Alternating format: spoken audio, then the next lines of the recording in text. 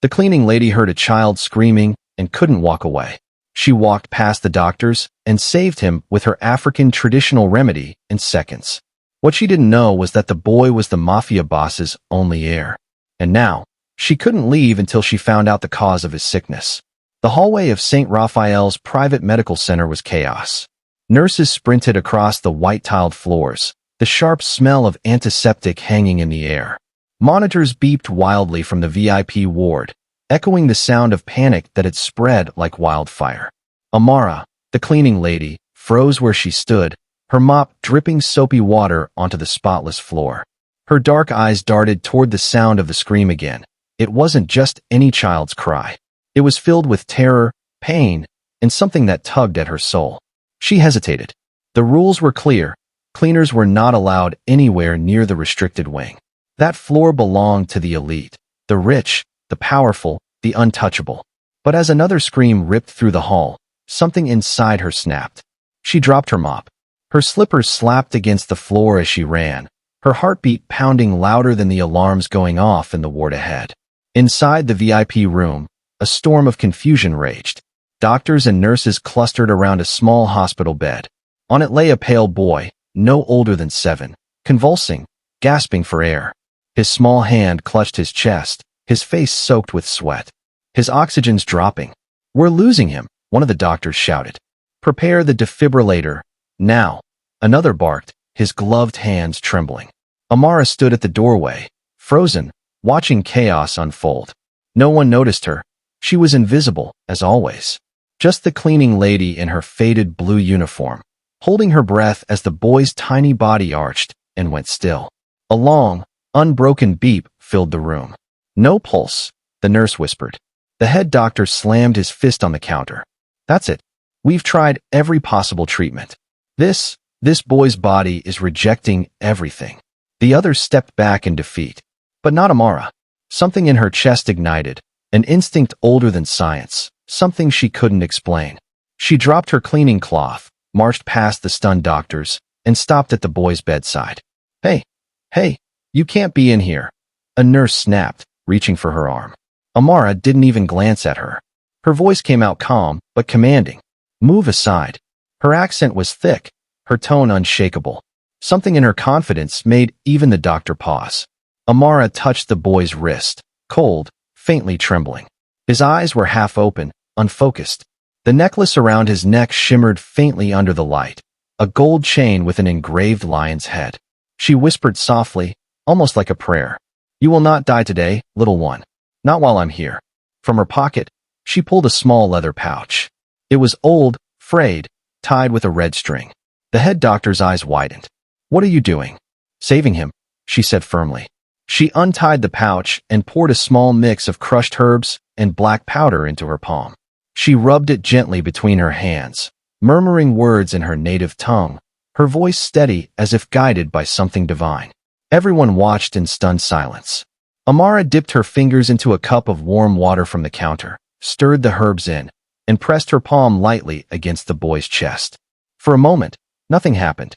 Then, the monitor flickered. The boy's chest rose with a faint breath.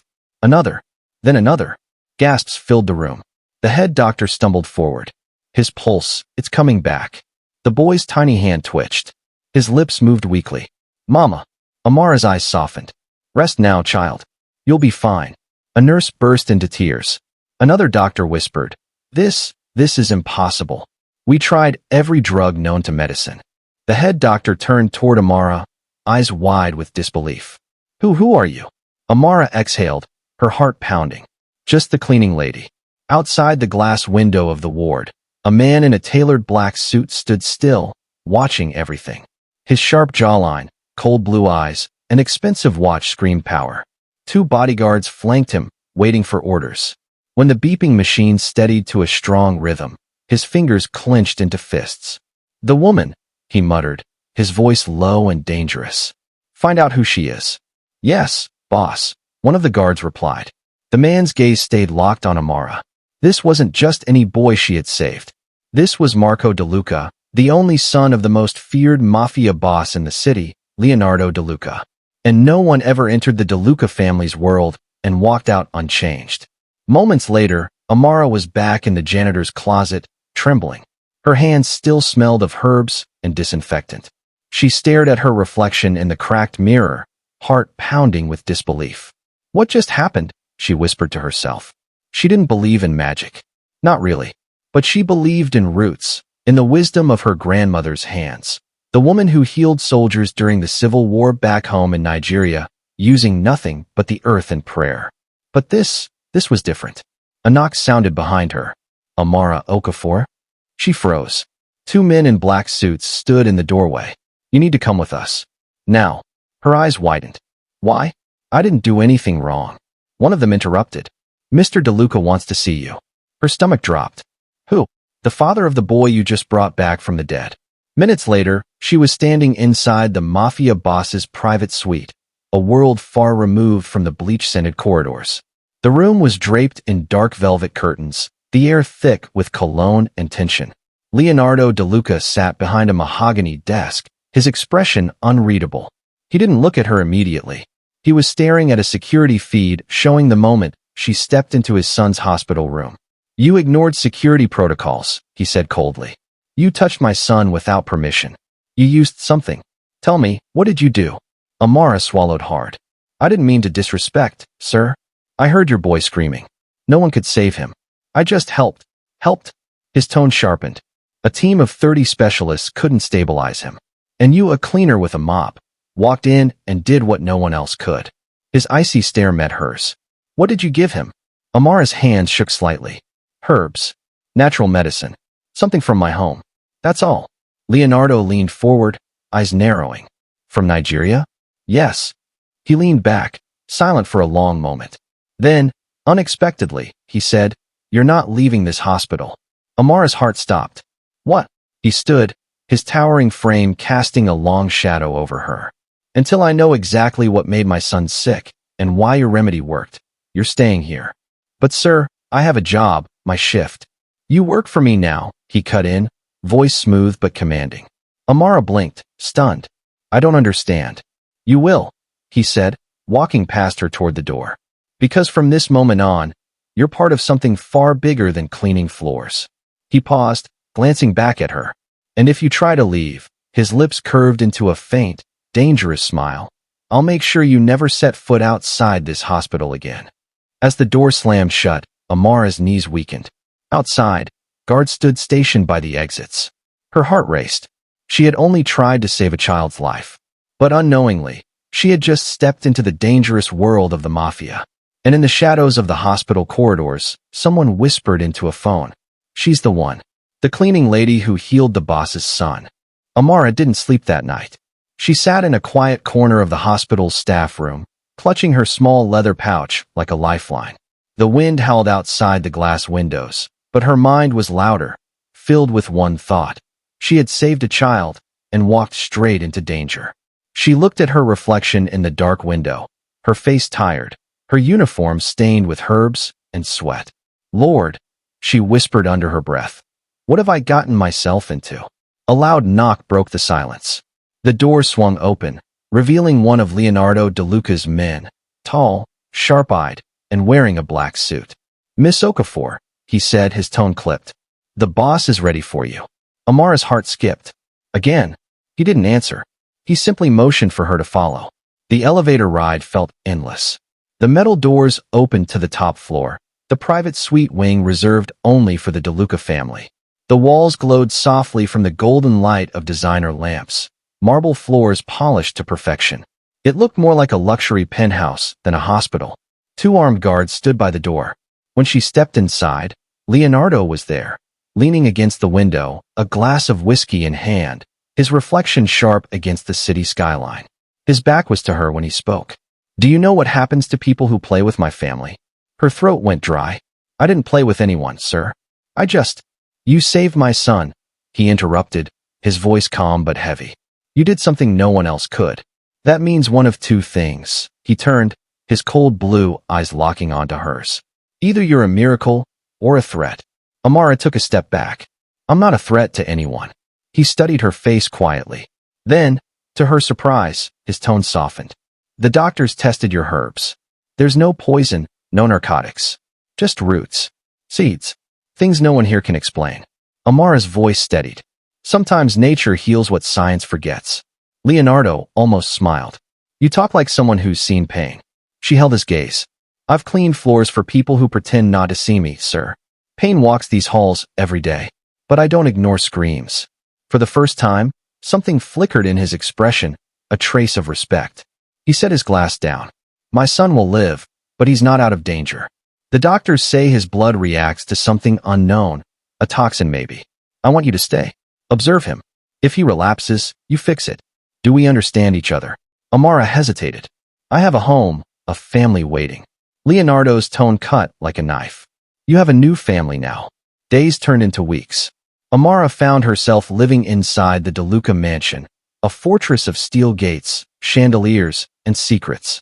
Guards patrolled the halls, cameras watched every move, and silence filled the air like smoke. She was given a small room near the boys' quarters. Every morning, she checked his pulse, cleaned his wounds, and whispered quiet prayers in Igbo under her breath. The boy, Luca, grew attached to her quickly. He would tug at her sleeve, his tiny voice fragile. Auntie Amara, are you an angel? She smiled softly. No, my child. Just someone who listens when you cry. Sometimes he'd laugh. Sometimes he'd wake up screaming from nightmares. When that happened, Amara would hold his hand, humming softly, the same lullaby her grandmother once sang by lantern light in their village. But peace never lasted long. Every night, she felt eyes watching her, Leonardo's men shadowing her every move. And behind those cold blue eyes of the Mafia Boss, she saw something she couldn't read, suspicion mixed with curiosity. One evening, she entered the mansion's study to find Leonardo sitting in front of the fireplace, his jacket off, his shirt sleeves rolled up, and a gun resting on the table beside a half-empty glass. You shouldn't walk around alone at night, he said without looking up. Amara stood still. I came to check on Luca's reports. The doctors said his blood test came back clean. Leonardo looked up slowly. You mean your herbs worked again? They did, she said quietly. He leaned forward, eyes narrowing.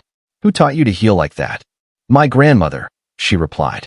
Back in Nigeria, she was a herbalist. She used to say every illness has a cure, it's just hidden in the wrong place. Leonardo tilted his head, intrigued. And what does she say about trust? Amara's lips curved faintly. That it's the hardest medicine to find. For a moment, silence hung between them. The fire crackled. His expression softened just slightly, then hardened again as he said, Someone poisoned my son. From inside this house. Her breath caught. Inside, he nodded. We suspect one of my men. Or worse, one of the doctors. That's why you're staying, Amara. Until we find out who. Amara stared at him. You think I can help you find the person who hurt him? He rose from his chair, stepping close. Close enough that she could see the scar cutting across his jaw. I don't think, Amara. I know you will. Later that night, Amara stood by Luca's bedside, watching him sleep peacefully. The moonlight spilled through the curtains, casting a soft glow on his face. She brushed a hand across his forehead, whispering, You'll be fine, my boy. No evil will touch you again. But as she turned to leave, she noticed something on the nightstand, a small vial with traces of white powder near the rim. Her heart pounded. She hadn't placed it there. Footsteps echoed behind her. She spun around and came face to face with Elena, Leonardo's personal physician. The woman's smile was sharp, her eyes cold. What are you doing here, Miss Okafor? I'm checking on the boy, Amara replied cautiously. Elena's gaze dropped to the vial. You shouldn't touch what isn't yours. Amara's pulse raced. That's not mine. I found it here. Oh. Elena's smile grew thinner. Funny. Because the boss seems to think you're the only one with strange remedies. Maybe he should know you're adding your own medicine again. Amara's stomach dropped. That's a lie. Elena shrugged. Then you better pray he believes you. Minutes later, the mansion erupted with noise. Guards surrounded the hallway. Leonardo storming down with rage burning in his eyes. What's this about? He barked, holding up the vial. Someone said this was found in Luca's room. Elena stood behind him, her expression cool and innocent. Amara's voice shook, but her eyes didn't flinch. That woman is lying. I don't even know what that is. Leonardo's jaw clenched. Then tell me, why does it smell exactly like your herbs? Amara froze. She could smell it too. Faint, earthy, familiar. I didn't put it there, she whispered. Please, you have to believe me. For a moment, silence. Leonardo's stare cut through her. Then, unexpectedly, he said, lock her in the guest room. No one leaves. Not until I find the truth. As two guards escorted her away, Amara's mind raced.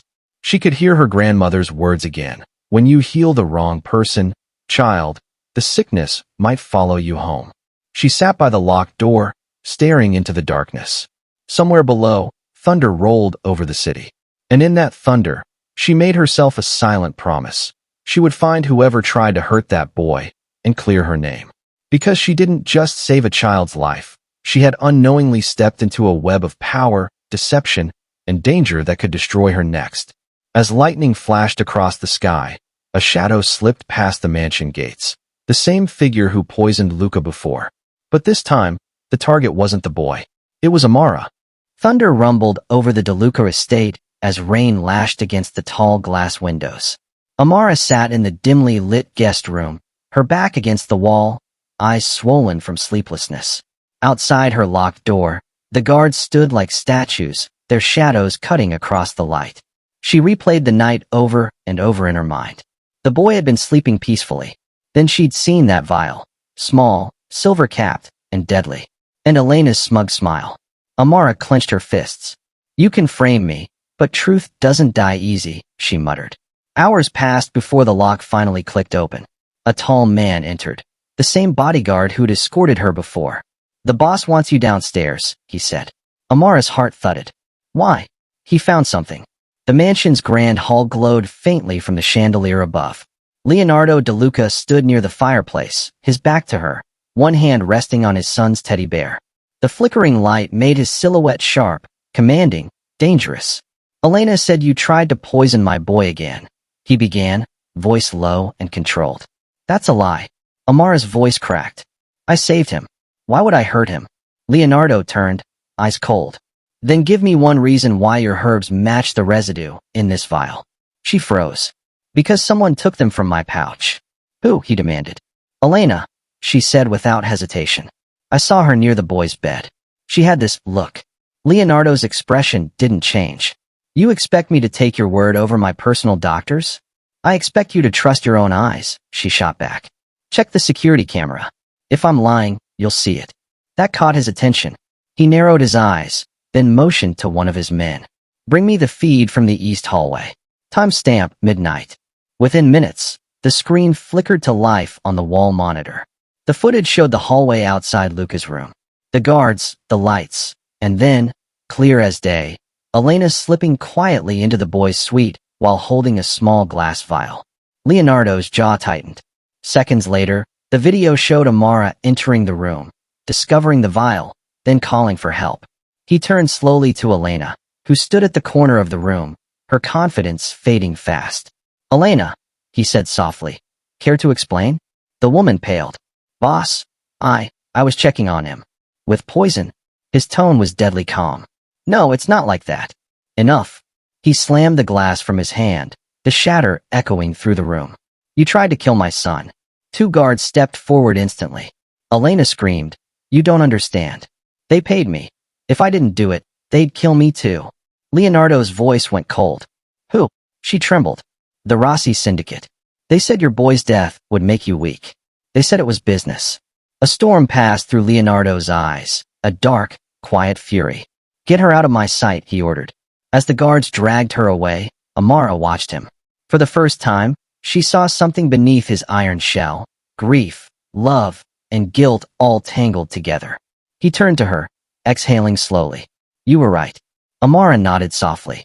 Sometimes evil hides behind clean hands. He stepped closer. You saved my son twice now. I misjudged you. I'm not angry, she said gently. I understand why you doubted me.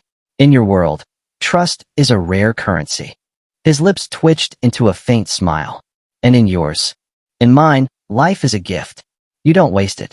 For the first time since she entered his world, Leonardo offered her something no one had before, his respect. The next few days brought quiet. Luca's recovery was miraculous. He laughed again, color returned to his cheeks, and he refused to sleep without Auntie Amara sitting nearby. But peace in the Mafia's world was never permanent. It happened one night as Amara was washing her hands in the guest room. She heard a faint creak, too deliberate to be the wind. The light flickered, then a whisper. You shouldn't have saved him. Her blood ran cold. She turned just in time to see a masked man slip from the shadows, a knife glinting in his hand. Amara's instincts kicked in. She grabbed the nearest object, a heavy lamp, and swung with everything she had. The crash echoed, glass flying across the floor. The man staggered, dropping his knife. Before he could recover, the door burst open. 2 guards rushed in, followed by Leonardo. What's happening? He barked. The man lunged at Amara again, but Leonardo's bodyguard tackled him to the ground. A quick scuffle, and within seconds, the intruder was pinned, mask torn away. It was one of Leonardo's own men. Leonardo's eyes turned murderous. You? The man spat blood, sneering. The Rossis don't forgive failure. If the boy lives, they'll come for all of you. Leonardo's voice dropped to a deadly whisper. Not if I go for them first. He turned to Amara, who stood trembling but defiant, holding her arm where the blade had grazed her. You're bleeding, he said quietly. It's nothing, she replied. I've survived worse. Something in her tone, steady, unflinching, made him pause. You shouldn't have to survive anything in my house, he said. From now on, no one touches you. You're under my protection. Her brows furrowed. I didn't ask for protection. He met her gaze. You earned it. That night, after the chaos settled, Amara sat by Luca's bed again. He was sleeping peacefully, his small hand resting on hers. You're safe now, she whispered. But your world, it's made of fire. Leonardo's voice came from behind her. Fire destroys, he said, stepping closer. But sometimes, it forges something stronger. She turned, meeting his eyes. And which one are you, Mr. DeLuca? The fire that burns, or the one that protects? His lips curved into a faint, thoughtful smile. Maybe both. For a long moment, silence filled the room. 2 souls from different worlds connected by the same storm. Outside, the rain began to ease, the thunder fading into distant echoes. But deep inside Leonardo's mind, a new thought was forming. The woman who saved his son might be the only person who could save him too. And in the shadows of the estate, another whisper began to spread. The cleaning lady isn't just a servant anymore. She's the Mafia's secret weapon. As dawn broke over the DeLuca mansion, Leonardo received a call from an unknown number. A voice said coldly, We know she's still alive. Tell your cleaning lady her time's running out. He looked out at the sunrise, jaw tight. Not while I'm breathing, he muttered. Morning came heavy with silence over the DeLuca mansion. The sky was gray, the air thick with the tension of something coming. Amara stood at the window, watching the rain fall over the marble courtyard. Every drop felt like a countdown, one she didn't know how to stop. She hadn't slept since the attack. Every sound made her jump. Every creak in the hallway made her reach for the small wooden cross she kept in her pocket. But fear wasn't new to her. She'd faced it her whole life. Poverty, loss, the unknown. This time, she wasn't running. The door opened softly behind her. Leonardo stepped in, his black shirt unbuttoned at the collar, his usual calm replaced by something sharper. They're coming, he said simply. Amara turned. The Rossis? He nodded once. They made their move last night. Took out 2 of my men at the south gate. They want you, Amara. You exposed their plan when you caught Elena. You ruined them. She met his gaze without blinking. Then let them come. His lips twitched, a mix of disbelief and admiration. You talk like a soldier. I talk like a woman tired of being afraid, she said quietly. You said fire can destroy or forge. Maybe it's time we find out which one we are. For the first time, he smiled. A real one, faint but genuine. Then we fight. Within an hour, the mansion transformed into a fortress. Guards checked their weapons, security cameras whirred to life, and the iron gates clanged shut. Leonardo's men prepared for war, but even amidst the chaos, Amara stayed by Luca's side, refusing to leave him alone. She helped hide him in a secret underground room behind the wine cellar, a panic shelter built into the mansion years ago. Don't be scared, she whispered, holding the boy close. Luca's small hand clutched hers tightly. Are the bad men coming back? She nodded softly. But they won't reach you. You have too many angels watching over you now. He looked up at her with wide eyes. Are you one of them? Amara smiled through the fear. Maybe. Or maybe I'm just the one they sent to make sure you grow up to be better than this world. Upstairs, Leonardo barked orders into his earpiece. No one touches the East Wing. Amara and Luca stay safe, no matter what. The sound of approaching engines roared in the distance, black SUVs cutting through the fog. The Rossis had come. Gunfire cracked through the air like thunder. The first wave hit the outer gates, shattering glass and metal.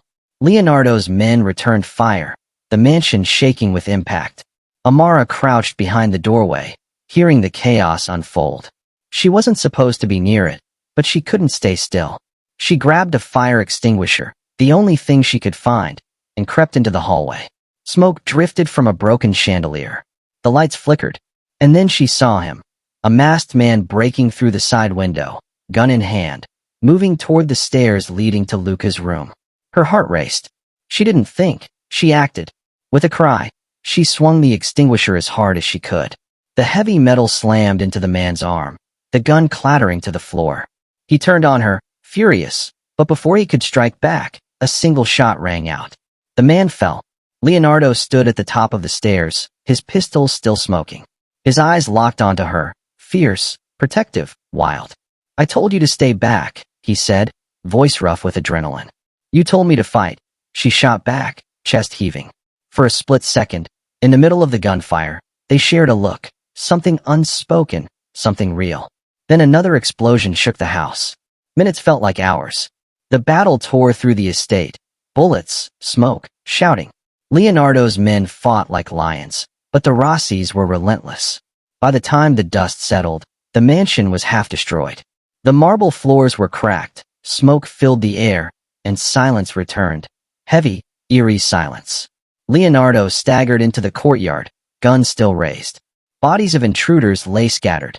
His men were battered but alive. Then he heard it, a faint cry from behind the collapsed doorway. Leonardo. It was Amara. He dropped his weapon and sprinted toward the sound, ripping through debris until he found her pinned under a broken beam. Her face was pale, her uniform torn, but she was alive. "Don't move," he said, kneeling beside her. She tried to laugh through the pain. "I told you. I don't break easy." "Stop talking," he said, his voice trembling. He lifted the beam with a grunt, freeing her leg. Their eyes met. Hers, full of quiet strength. His, full of something he'd never shown anyone. "You saved my son," he said softly. "You saved me." Amara managed a small smile. "Now you sound like a man who still has something to live for." He touched her hand. "I didn't. Not until you walked into that hospital." Hours later, the police arrived. The surviving Rossis were arrested. Ambulances filled the driveway, lights flashing red against the dawn. Amara sat on the steps of the mansion, wrapped in a blanket, staring at the sunrise. Beside her, Leonardo stood silently, watching the light cut through the smoky horizon. "It's over," she said quietly. He nodded. "For now? But the world we live in, it never forgets." "Then we build a new one," she said, looking up at him. "For Luca. For the ones who can't fight back." He turned to her, his gaze softer than she'd ever seen. "You'd stay? Even after all this?" She smiled faintly. "I came here to clean floors. I ended up cleaning hearts. Maybe that's why God sent me." For a long time, neither spoke. The wind carried the smell of rain and smoke, the sound of distant sirens fading into peace. Then, quietly, Leonardo reached out and touched her hand. "You're not my servant anymore, Amara. You're my family." She looked at him, eyes glistening. "Then promise me something. Anything. Never let this house be ruled by fear again. Let it be ruled by love." He nodded, voice low. "You have my word." Months later, the mansion stood rebuilt, no longer a fortress, but a home. Luca laughed in the garden, chasing butterflies while Leonardo and Amara watched from the balcony. The papers called it a miracle. Cleaning lady who saved Mafia Boss's son changes the De Luca empire forever.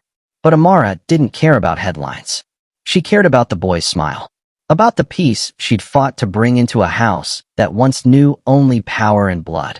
Leonardo walked beside her, his voice soft. "You know, you changed everything, Amara." She turned to him, smiling. "No, love did." And as the sun rose higher over the estate, the two of them stood side by side. Not boss and servant, not sinner and saint, but survivors who'd found light in the darkest place. Before you go, tell me this. Would you risk everything to save a stranger's child? Drop your answer in the comments, hit subscribe, and get ready, because the next story might just change your heart.